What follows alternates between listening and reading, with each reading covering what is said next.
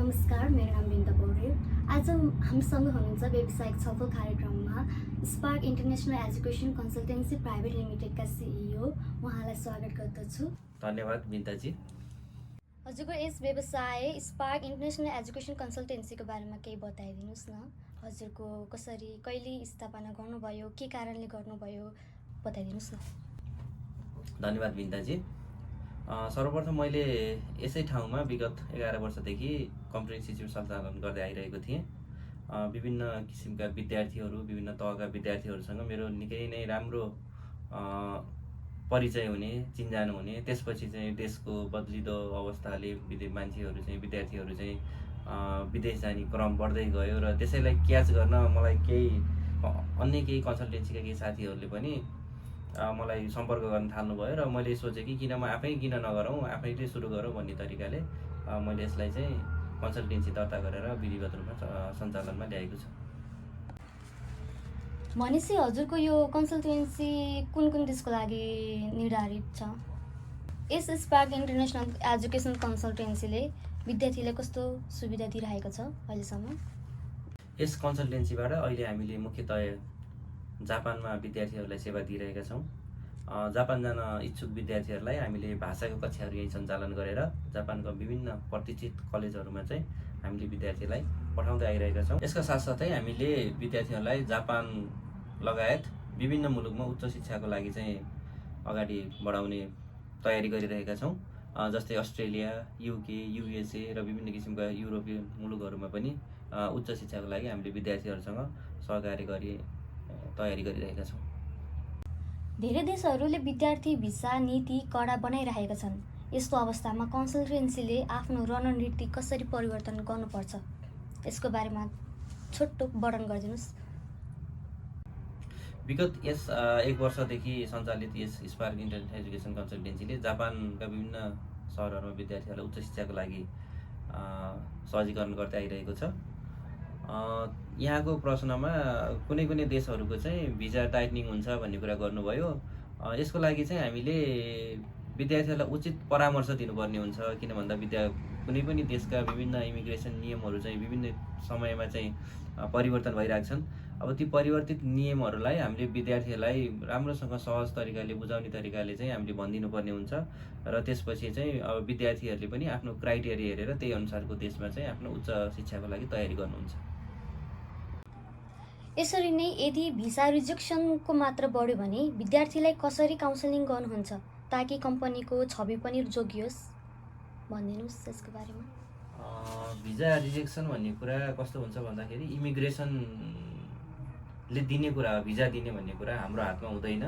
हामीले चाहिँ जहिले पनि विद्यार्थीहरूलाई चाहिँ डकुमेन्ट बनाउनलाई हामीले हाम्रो 100% दिने गरेका हुन्छौँ। यस अर्थमा हाम्रो तर्फबाट चाहिँ हामीले सबै कुराहरू दिइरहेका हुन्छौँ र भिजा रिजेक्सन कहिलेकाहीँ त्यस्तो हुँदाहुँदै पनि कहिलेकाहीँ कुनै देशहरूको चाहिँ भिजा रिजेक्सन चाहिँ हाई हुन्छ।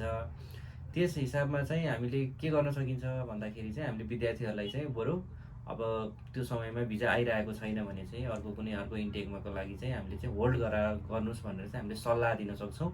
र बाँकी कुरा भनेको भिजा रिजेक्सन चाहिँ हाम्रो हातमा चाहिँ हुँदैन र एउटा मात्रै कन्सल्टेन्सीको हुँदैन। त्यस्तो भयो भने चाहिँ विभिन्न किसिमको यो विशेष गरी कुनै पनि विद्यार्थीहरूको भिजा रिजेक्ट भयो, धेरै मात्रामा भयो भने यो चाहिँ बाहिर सबैतिर सबैको लगभग उस्तै हुन्छ।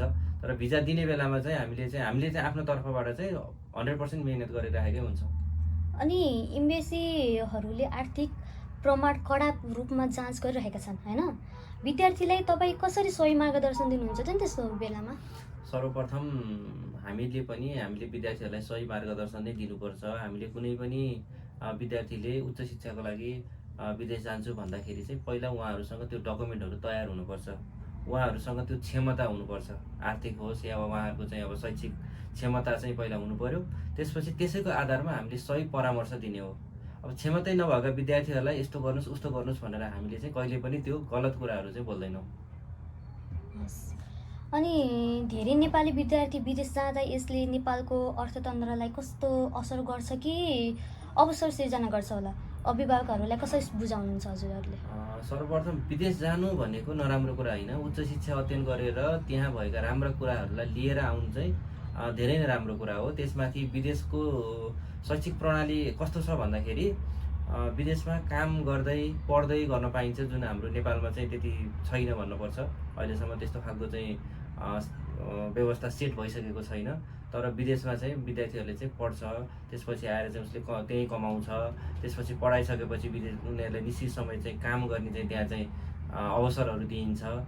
त्यसले गर्दाखेरि त्यो चाहिँ नराम्रो पाटो चाहिँ होइन। तर जब विद्यार्थीहरू चाहिँ विदेश गइसकेपछि चाहिँ उतै पलायन हुने सोच बनायो भने चाहिँ बल्ल यसलाई चाहिँ हामीले नकारात्मक रूपमा लिन सकिन्छ।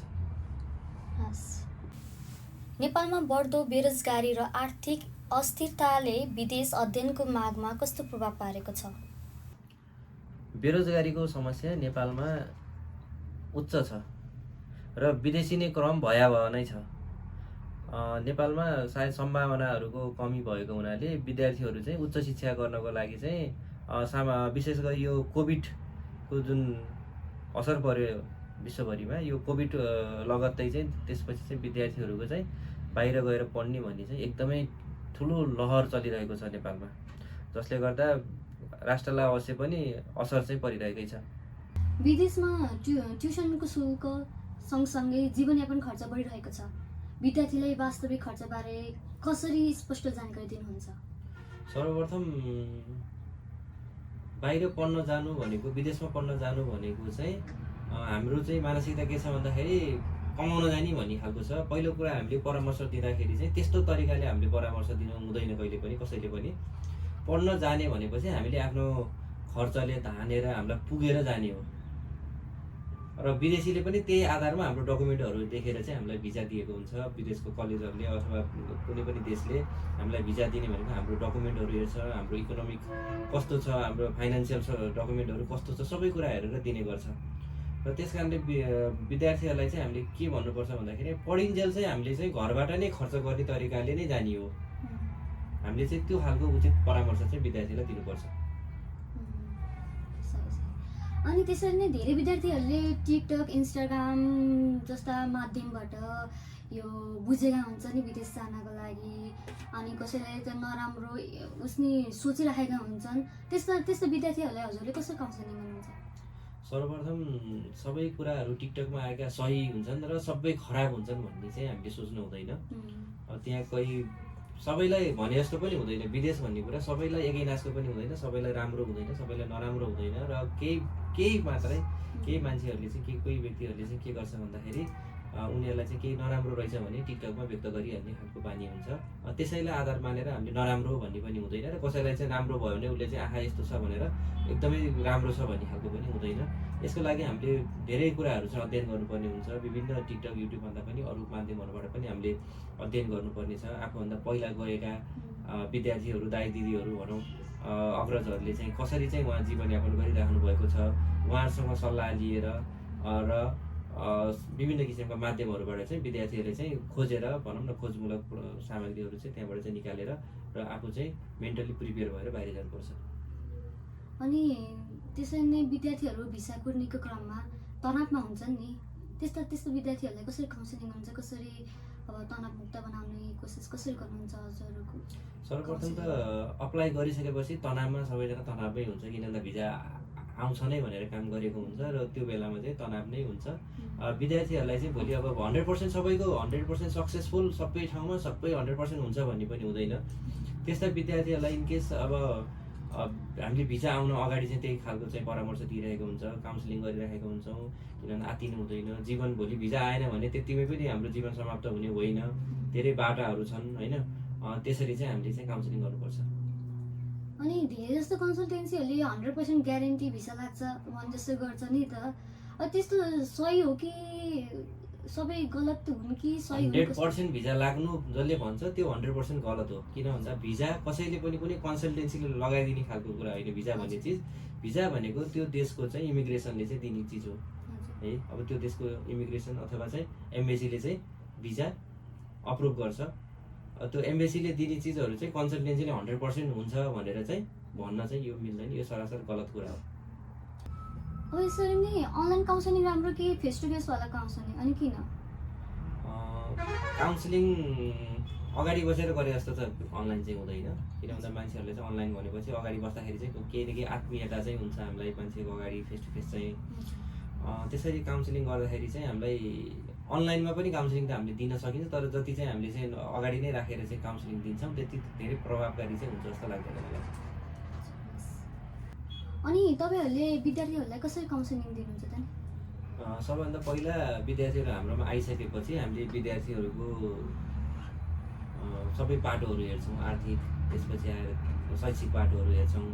अब विद्यार्थीलाई चाहिँ हामीले उहाँहरू चाहिँ अब शैक्षिक एकदम कमजोर छ भने अब यो कन्ट्रीमा चाहिँ यो हुन्छ, यो यसमा हुँदैन, यो कलेजमा हुन्छ, यो किन भन्दा विभिन्न युनिभर्सिटी कलेजहरूले चाहिँ डकुमेन्टहरू हेरेर नै विद्यार्थीहरूलाई एक्सेप्ट गरिराखेको हुन्छ। त्यसको लागि चाहिँ हामीले सबभन्दा पहिला विद्यार्थीलाई नै हामीले काउन्सिलिङ गर्छौँ र हुँदैन भने विद्यार्थीलाई हामीले हुँदैन नै भन्छौँ, किन भन्दा उहाँहरूको समय र पैसाको बर्बाद चाहिँ हामीले कसैले पनि त्यसरी पार्नु हुँदैन, आफूलाई 2-4 पैसा आउँछ भनेर। त्यस्ता विद्यार्थीहरूको चाहिँ हामीले पहिले नै यो हुँदैन भनेर हामीले पहिले भनिदिन्छौँ। यदि विद्यार्थी र अभिभावकको बिचमा फरक डिसिजन भएमा हजुरले कसरी समन्वय गर्नुहुन्छ त? त्यस्तो अवस्थामा हामीले अभिभावक र विद्यार्थी दुवैजनालाई नै हाम्रो कन्सल्टेन्सीमा बोलाउँछौँ र बसेर हामी गहन छलफल गर्छौँ। त्यसका राम्रा पक्षहरू, नराम्रा पक्षहरू सब हरेक पाटोबाट चाहिँ हामीले चाहिँ यसलाई चाहिँ हामीले समाधानतर्फ चाहिँ हामीले चाहिँ उन्मुख हुन्छौँ र त्यसलाई चाहिँ उचित निष्कर्ष निकालेर दुवैजनालाई हामीले खुसी बनाएर पठाउँछौँ। विद्यार्थीहरूले नक्कली कागजात दिएको थाहा पाएमा तपाईँको प्रतिक्रिया के हुन्छ? सर्वप्रथम यो नक्कली भन्ने चिज हामीले विदेश जाँदाखेरि कहिले पनि त्यो गर्नु हुँदैन, यो गलत कार्य हो। गलत कार्यहरूलाई हामीले कहिले पनि प्रोत्साहन गर्दैनौँ, दुरुत्साहन नै गर्ने गर्दछौँ। र यस्ता डकुमेन्टहरू भयो भने र उहाँहरूसँग सक्कली छैन र त्यसरी नक्कली ल्याउनु भएको थाहा पायौँ भने हामीले चाहिँ त्यो डकुमेन्टहरूलाई कहिले पनि फरवर्ड गर्दैनौँ र हामीले त्यस्तो चिजहरूलाई हामीले सधैँ निरुत्साहित नै गर्छौँ। ग्राहकसँग दीर्घकालीन विश्वास कसरी निर्माण गर्नुहुन्छ? यो सबैभन्दा ठुलो कुरा भनेको चाहिँ हाम्रो इमान्दारिता हो। हामी इमान्दार भएर आफ्नो कामहरू गर्ने गर्दछौँ र हामी हाम्रो कामप्रति सचेत पनि छौँ। हामीले के काम गर्दाखेरि कस्तो प्रभाव पर्छ र के गर्दाखेरि चाहिँ नराम्रो प्रभाव पर्छ, राम्रो प्रभाव पर्छ भन्ने हामी यसमा चाहिँ सचेत छौँ। त्यस कारण हामीले आफ्नो काम इमान्दारितापूर्वक गरेका हुन्छौँ र यसले नै हामीलाई हाम्रो भविष्य निर्धारण गर्ने गर्दछ। यदि नेपाल सरकारले कन्सल्टेन्सीमाथि कडा नियम लागू गर्यो भने यसले उद्योगलाई फाइदा गर्छ कि घाटा? सर्वप्रथम नेपाल सरकारले कन्सल्टेन्सीहरूमा कडा नियम भनेको कस्तो हुन्छ भन्दाखेरि अहिले धेरै कन्सल्टेन्सीहरू खुलेका छन् र कतिले चाहिँ सबै कन्सल्टेन्सी राम्रा छन् पनि म भन्दिनँ। केही कन्सल्टेन्सीहरूले चाहिँ केही एकाध कन्सल्टेन्सीहरूले चाहिँ यो व्यवसायलाई चाहिँ अलि दूषित पार्ने काम पनि गरिरहेका छन्। त्यस्ता कन्सल्टेन्सीहरूलाई चाहिँ निगरानी गर्नुपर्छ भन्ने पक्षमा चाहिँ छु म। र यस हिसाबले हेर्दाखेरि चाहिँ हामीले यसलाई कस्तो तरिकाले हेर्ने, अब सकारात्मक तरिकाले हेर्दाखेरि चाहिँ यो एकदम फाइदाजनक हुन्छ।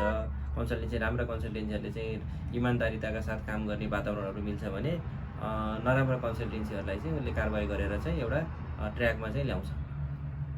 आजको प्रतिस्पर्धात्मक र अनिश्चित वातावरणमा विद्यार्थीले स्पार्कलाई किन विश्वास गर्नुपर्छ त? स्पार्क भनेको एउटा विश्वासिलो संस्था हो पहिलो कुरा। हजुर, यहाँ आएका विद्यार्थीहरूलाई हामीले कहिले पनि गलत परामर्श दिँदैनौँ।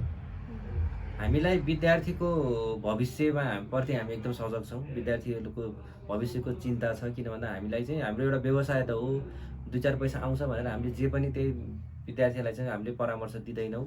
हामीले गलत कामलाई जहिले पनि निरुत्साहित गर्छौँ, सही कामलाई मात्रै प्रोत्साहन गर्छौँ। त्यस कारणले गर्दाखेरि पनि र आजको सम्मको यो भिजाको ट्र्याक रेकर्ड हेर्दाखेरि चाहिँ हाम्रो एकदम राम्रो छ र यसैको आधारमा चाहिँ हामी विद्यार्थीले चाहिँ स्पार्कलाई रोज्ने गर्दछन्। र अब मेरो अन्तिम प्रश्न छ, हजुरहरूले स्पार्कलाई कसरी प्रमोट गर्नुभएको छ? निश्चय पनि यो अहिलेको युग भनेको चाहिँ हाम्रो यो विज्ञान प्रविधिको युग हो। यसमा चाहिँ हामीले पनि अब सामाजिक सञ्जालको धेरै नै प्रयोग नै गर्ने गर्छौँ। अब सामाजिक सञ्जालको अलावा हामीले अरू पनि विभिन्न माध्यमहरूबाट प्रचार प्रसारका सामग्रीहरू प्रसारण गर्ने गर्छौँ। र अर्को कुरा भनेको हामीसँग चाहिँ हाम्रो एउटा मेन स्ट्रेन्थ भनेको चाहिँ हाम्रो विद्यार्थी माउथ टु माउथ चाहिँ हाम्रो चाहिँ एकदम राम्रो प्रचार चाहिँ भइरहेको छ। एकजना विद्यार्थी आउनुहुन्छ, उहाँले चाहिँ हामीबाट सेवा सुविधा लिएपछि उहाँले अर्को विद्यार्थीलाई भन्नुहुन्छ। यसरी चाहिँ हाम्रो चाहिँ राम्रो तरिकाले चाहिँ हाम्रो विज्ञापन भइरहेको छ। हजुरलाई धन्यवाद। आजको हजुरको अमूल्य समय दिनुभयो, मलाई धेरै धेरै धन्यवाद भन्न चाहन्छु। पक्कै पनि म पनि तपाईँलाई धेरै धेरै धन्यवाद दिन चाहन्छु कि मेरो यस संस्थाको बारेमा मलाई केही र आफ्ना व्यक्तिगत विचारहरू यहाँहरूमा दर्शकहरूमा चाहिँ मलाई चाहिँ राख्ने मौका दिनुभयो, त्यसको लागि पनि धेरै धेरै धन्यवाद।